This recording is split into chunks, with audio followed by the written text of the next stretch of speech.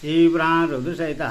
आज सज्जनों आपको शिव पुराण रुद्र संहिता में भगवान शिव की आज्ञा से सप्तऋषियों का पार्वती के आश्रम पर जा उनके शिव विषयक अनुराग की परीक्षा करना और भगवान को सब वृत्तांत बताकर स्वर्ग को जाना, यह बताऊंगा। सज्जनों, आप इस चैनल को लाइक एंड सब्सक्राइब करें और यह कथा पूरी सुनें। भगवान शिव आपका कल्याण करें। कथा सुनिए।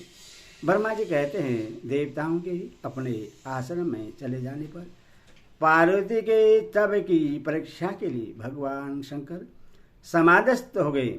वे स्वयं अपने आप में अपने ही परात पर स्वस्थ माया रहित तथा उपद्रव शून्य स्वरूप का चिंतन करने लगे। उस ध्येय वस्तु के रूप में साक्षात भगवान महेश्वरी विराजमान हैं। उनकी गति का किसी को ज्ञान नहीं होता। वे भगवान विष्णुध्वज ही सबके इष्ट तष्टा परमेश्वर हैं। तात इन दिनों पार्वती देवी बड़ी भारी तपस्या कर रही थी। उस तपस्या से रुद्रदेव भी बड़े विस्मय में पड़ गए। भक्ताहीन होने के कारण ही वे समाधि से विचलित हो गए और किसी कारण से नहीं। तदंतर सृष्टिकर्ता हर ने वशिष्ठ आदि सत्पुरुषों का स्मरण किया। उनके स्मरण करते ही वे सातु ऋषि शीघ्र ही वहां आ पहुंचे। उनके मुख पर प्रसन्नता छा रही थी तथा वे सब के सब अपने सौभाग्य की अधिक सराहना करते थे।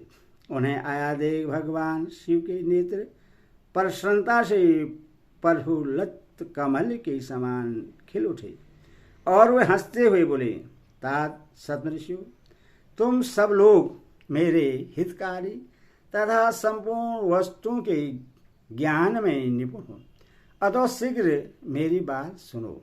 गिरिराज कुमारी देवेश्वरी पार्वती इस समय सुस्थिर चित हो गौरी शिखर नामक पर्वत पर तपस्या कर रही हैं। मुझे पति रूप में प्राप्त करना ही उनकी तपस्या का उद्देश्य है। द्विजो, इस समय केवल सखियां उनकी सेवा में हैं। मेरी सेवा दूसरे समस्त कामनाओं का परित्याग करके वे एक उत्तम निश्चय पर पहुंच चुकी हैं।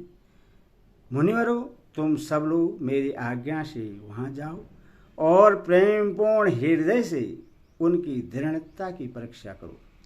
वहां तुम्हें सर्वदा छलयुक्त बातें कहनी चाहिए। उत्तम व्रतधारी महर्षि हो, मेरी आज्ञा से ऐसा करना है, इसीलिए तुम्हें श्रेयस नहीं करना चाहिए।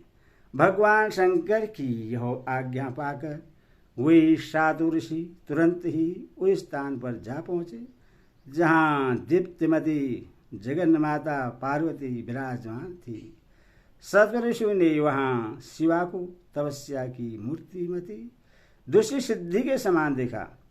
उनका तेज महान था। वह अपने उत्तम तेज से प्रकाशित हो रही थी। उन व्रतधारी सप्तऋषियों ने उन्हें मन ही मन प्रणाम किया और उनके द्वारा विशेषतः पूजित हो हुए मस्तक झुकाए इस प्रकार बोली। ऋषियों ने कहा, देवी गिरिराज नंदिनी, हमारी यह बात सुनो।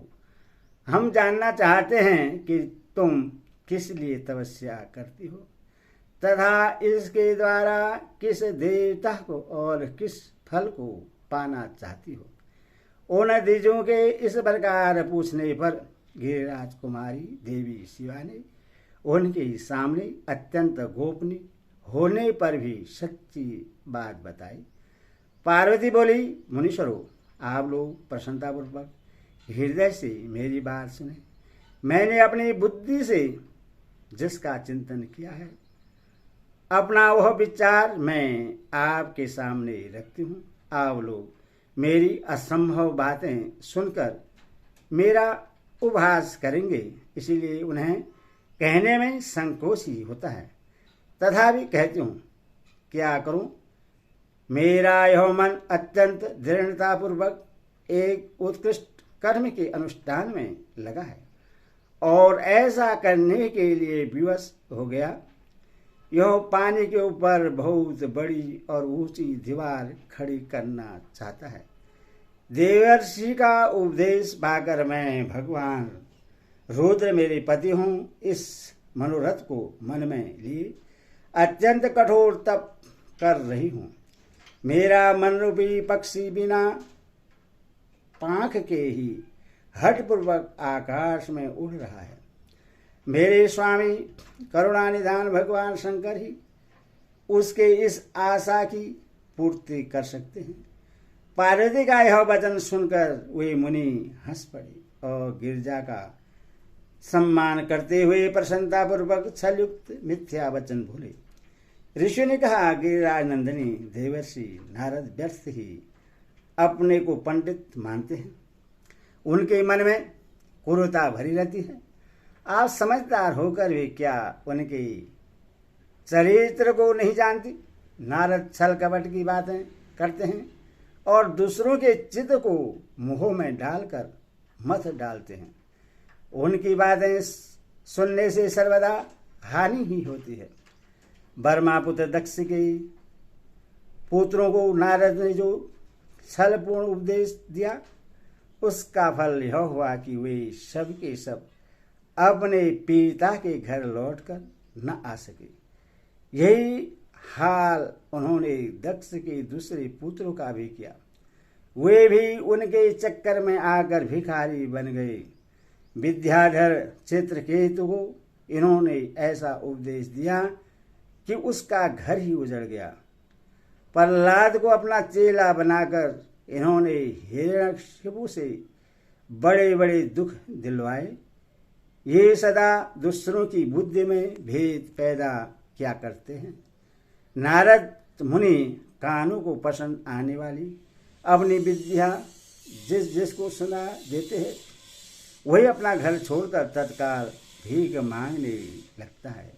उनका मन मलिन है, केवल शरीर ही सदा उज्जवल दिखाई देता है। हम उन्हें विशेष रूप से ही जानते हैं क्योंकि उनके साथ रहते हैं। उनका उपदेश पाकर बड़े बड़े विद्वानों द्वारा सम्मानित होने वाली तुम भी व्यर्थ ही भुलावे में आ गई और मूर्ख बनकर दुष्कर तपस्या करने लगी। बाले, तुम जिनके लिए यह भारी तपस्या करती हो, वे रुद्र सदा उदासीन, निर्विकार तथा काम के शत्रु हैं। इसमें शेष नहीं है। वे अमांगलिक वस्तुओं से युक्त शरीर धारण करते हैं, लज्जा को तिलांजलि दे चुके हैं। उनका न कहीं घर है न द्वार है। वे किस कुल में उत्पन्न हुए हैं, इसका भी किसी को पता नहीं है। कुत्सित भेष धारण किए भूतों तथा प्रेत आदि के साथ रहते हैं और नंग धड़ंग हो शूल धारण किए घूमते हैं। धूर्त नारद ने अपनी माया से तुम्हारे सारे विज्ञान को नष्ट कर दिया। युक्ति से तुम्हें मोह लिया और तुमसे तब करवाया। देवेश्वरी गिरिजानंदिनी, तुम ही विचार करो कि ऐसे वर को पाकर तुम्हें क्या सुख मिलेगा। पहले रुद्र ने बुद्धि से खूब सोच विचार कर साध्वी सती से विवाह किया, परंतु वे ऐसे मूढ़ हैं कि कुछ दिन भी उनके साथ निभा न सके। उस बेचारे को वैसे ही दोष देकर उन्होंने त्याग दिया और स्वयं स्वतंत्र हो अपने निष्कल और शोकरहित स्वरूप का ध्यान करते हुए उसी में सुखपूर्वक रम गए। देवी, जो सदा अकेले रहने वाली, शांत, संग्रही और अद्वितीय हैं, उनके साथ किसी स्त्री का निर्वाह कैसे होगा। आज ही कुछ नहीं बिगड़ा है, तो हमारी आज्ञा मानकर घर लौट चलो और इस दुर्बुद्धि को त्याग दो। महाभागी, इससे तुम्हारा भला होगा। तुम्हारे योग्य वर है भगवान विष्णु, जो समस्त सद्गुणों से युक्त हैं। वे वैकुंठ में रहते हैं, लक्ष्मी के स्वामी हैं और नाना प्रकार की क्रीड़ाएं करने में कुशल हैं। उनके साथ हम तुम्हारा विवाह करा देंगे और वह विवाह तुम्हारे लिए समस्त सुखों को देने वाला होगा। पार्वती, तुम्हारा जो रुद्र के साथ विवाह करने का हठ है, ऐसे हठ को छोड़ दो और सुखी हो जाओ। ब्रह्मा जी कहते हैं नारद, उनकी ऐसी बात सुनकर जगदम्बिका पार्वती हंस पड़ी और पुनः उन ज्ञान विशारद मुनियों से बोली। पार्वती ने कहा, मुनीश्वरों, आपने अपनी समझ से ठीक ही कहा है, परंतु द्विजो, मेरा हट भी छूटने वाला नहीं है। मेरा शरीर पर्वत से उत्पन्न होने के कारण मुझ में स्वाभाविक कठोरता विद्यमान है। अपनी बुद्धि से ऐसा विचार कर आप लोग मुझे तपस्या से रोकने का कष्ट न करें। देवर्षि का उपदेश वाक्य मेरे लिए परम हित कारक है, इसलिए मैं उससे कभी नहीं छोड़ूंगी।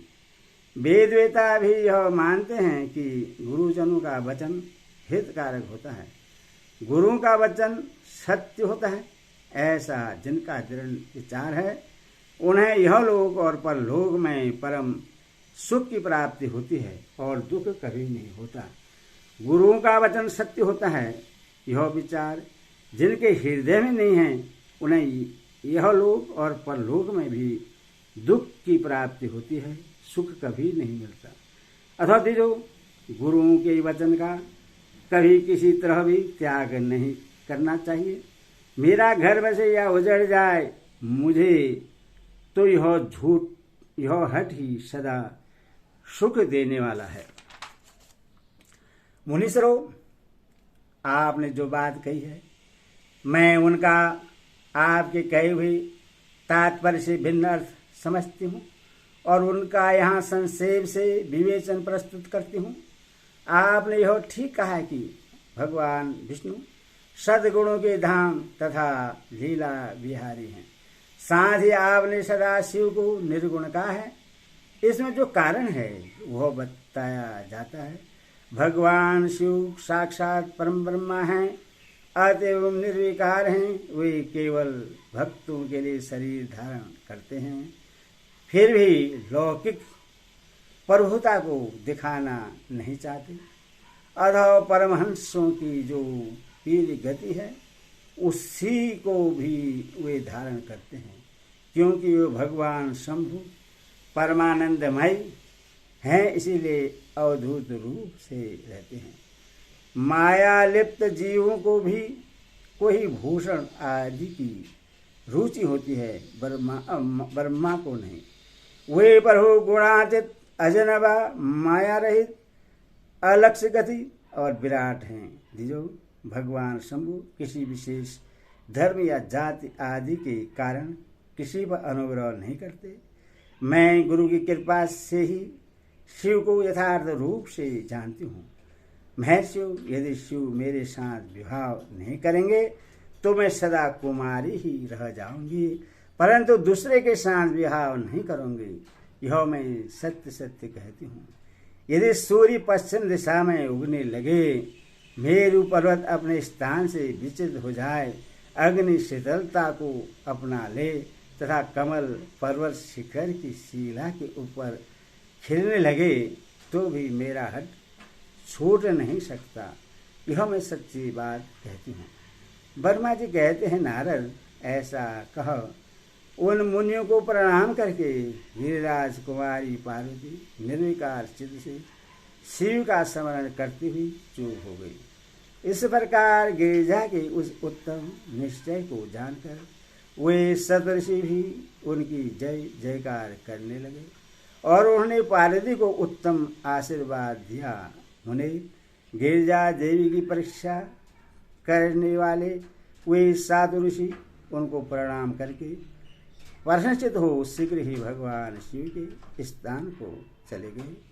वहां पहुंचकर शिव को मस्तक नवा, उनके सारे वृत्तांत निवेदन करके उनकी आज्ञा ले वे पुनः सादर स्वर्गलोक चले गए। ओम नमः शिवाय, ओम नमः शिवाय।